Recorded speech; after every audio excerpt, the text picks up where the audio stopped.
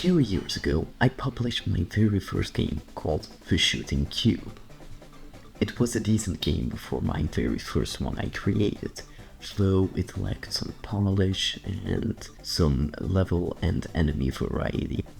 A few months ago, I decided to recreate that game, this time with everything I've learned about programming and game development.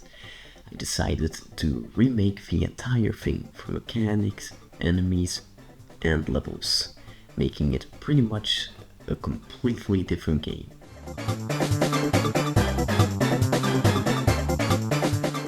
As a start, I created a new Unity project and began working on the movement. In the original game, you could move left, right, and jump. I've recreated those in the new game, however I changed the way jumping works. In the original, you merely press jump and you'd always jump the same height. In the new version, however, I made it so if you not jump, you can jump higher. This was inspired by Hollow Knight, which I've been playing quite a lot recently. However, when I created the jumping, I couldn't help but feel it was floaty. This stayed throughout the development until at a pretty late point, I figured out how to make it less floaty. Previously, how I made it work was when you press jump and held the jump button, you'd gain extra force up.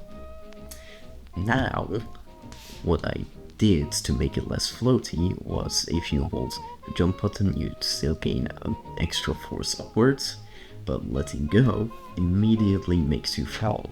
This made the movement feel way better and not floaty. Next, I created a gun, which was just two squares placed on top of each other. Peak game design. After that, it was time for the enemies. In the original game, there were 3 enemies: a red square, an orange square, and a purple square. I began with the red square, which kind of just works the same as every other enemy. They move left and right, and turn around at an edge. However, I wanted to slightly change how the enemy moved. In the original game, they just slid over the ground. So in the new version, I made the square rotate itself to move. However, there were some issues with the way I had set it up. You see, the square was made out of 2 objects, the actual enemy and the visual. On the actual enemy, there is an animator who moves the visual to make it seem like it moves. After the enemy has fully rotated, it goes back to the original position and moves the actual enemy to the direction it's facing. The problem here is that there is a very brief moment you can see that the square is teleporting back to the original position and then suddenly moves back forward. This causes you suddenly getting hit out of nowhere. I fixed this by moving the event to the start of the animation. After that, I made the orange square, which works the same as a red square. The only difference is that it explodes upon death. In the original game, it exploded once I shot it, and it wasn't telegraphed at all. The orange square, upon death, now plays an animation where it shrinks and grows constantly before eventually exploding. This makes it clear to the player that they should get the fuck out of there. A slightly necessary change in the new game. Then I got to the purple square, which was just terrible enemy design. Why? Since it was just the red square with extra health and it's just kinda lame. Instead, I made a flying enemy. This enemy positions itself above you before slamming down. After that, it contemplates life for a bit, and then positions itself again, which in terms of enemy design is a lot better. The first level should usually serve as a tutorial, showing the player, enemies, movement, and shooting. The original game, there wasn't really a tutorial at all, it was just an ordinary level with a singular enemy. The new version, however, it takes account what features it has and progressively shows them to you. You start at home and have to climb your way out. This teach the user the movement without having to place text everywhere explaining each and every control in the game. After getting out of the hole, you progress further, dodging some dead bits before receiving your first weapon, the pistol. It then teaches you how to shoot not by explaining, but allowing the user to find it out by themselves by giving them a few wooden boards to shoot at. After that, they will see the first enemy behind a wall. They are not able to reach them yet, but to show them what to expect. After being taught all the controls, the level extends by adding more platforms, enemies, and an arena. And I'm not going to explain how each and every level is built, since there are 6 and otherwise this video would take an hour long. However, I will add that in the second level I created 2 more enemies and a weapon. The mortar, the brown square, and the shotgun. The mortar fires an exploding homing projectile, while the brown square slams the ground to fire brown projectiles towards you with an aimbot.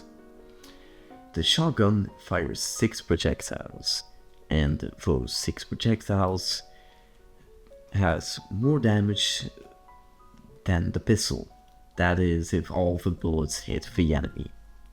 In the third level I added a boss fight. The boss was inspired by the Dark Tower from The Lord of the Rings, which is pretty clear from the design. After you beat the boss, you gain a new ability, the Ground Slam. It allows you to jump up and then slam the ground, causing damage to enemies. It does the most damage out of all the weapons, but it does require you to get close to an enemy to slam it, and also has a little cooldown. After that, it was 2-1, signifying a new area, a circle area. Yes indeed. Compared to the original game, the new game has lore. 2-1 introduces 2 new enemies, the red circle and the yellow circle. The red circle circles around when you get close, making it hard to hit and also making you have to jump to dodge it. The yellow square is a flying enemy which dashes in intervals towards you. It's not very fast and pretty easily dodgeable. Then came 2-2. This only introduces 1 enemy. This enemy sucks you in. It's kind of like a big vacuum. Finally, the last level, 2-3. This level is purely an arena, which also introduces a new enemy, the cosmic enemy. It has 3 balls rotating around it, which occasionally fires towards you. After beating the arena, the game ends. Thanks for watching. I hope you liked it. That's all. Or is it? You see, after making the last level, I felt like the game needed a bit more gameplay before I could actually release it, and decided to add 2 things, a life mode and an arena. The one life mode is basically the same as it was in the original game. Get hit once, you die. Pretty simple. The arena, however, is inspired by the Cyberfight in Ultrakill, allowing you to fight infinite waves of enemies until you die. There is also a crowd in the background watching you fight, cheering you on as you enter the next wave, or as you die. They don't care who wins, they just care if they are entertained. The crowd was inspired by the Colosseum of Fools from Hollow Knight. After that, I added some credits, updated a few of the backgrounds in some of the levels, then gave it to a few testers. The first tester was a friend of mine. They really sucked at the game. and they said they required a healing ability. I was hesitant at first, thinking it would ruin how the game plays, but eventually I added it, and made it a bit like Silksong. Hits fill purity, and when you get hit, you lose a bit of purity. When it is full, you can heal all your HP to full. After that, I gave it to a few more testers, fixed some issues, and also made the gameplay more difficult.